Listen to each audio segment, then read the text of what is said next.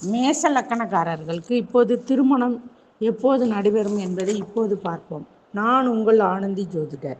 சூரிய பகவான் 10ல் இருப்பதால் செல்வாக்குள்ள குடும்பத்தில் உங்களுக்கு வாழ்க்கை துணை அமையும். அவருடன் சனி ராகு சேர்வதால் சகோதரர்கள் சகோதரிகள் இருப்பார்கள். அந்த குடும்பத்தில்தான் உங்களுக்கு வாழ்க்கை துணை அமைய போகிறது. குடும்பத்துக்கு பாதுகாப்பாக இருப்பவர்கள் 9ஆம் வீட்டை குரு பார்ப்பதால் கோயிலை காத்து வேலை செய்யும் குடும்பத்தில் உங்களுக்கு வாழ்க்கை துணை அமையலாம். நீங்கள் கருப்பர் அம்பாளை வழிபடுபவர்கள். உங்கள் குலதெய்வ கோயிலில் உங்கள் தலைமையில் பணிகள் நடைபெறும்.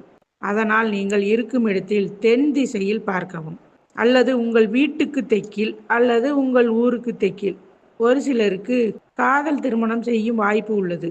தந்தையார் உங்கள் காதலுக்கு உறுதுணையாக இருப்பார்கள். இப்போது வேலையும் கிடைக்கும், உங்களுக்கு வாழ்க்கை துணையும் கிடைக்கும். முருகப்பெருமான் இருக்கும் இடத்தில் நெய் தீபம் ஏற்றி வழிபாடு செய்தால் திருமண தடை நீங்கும்.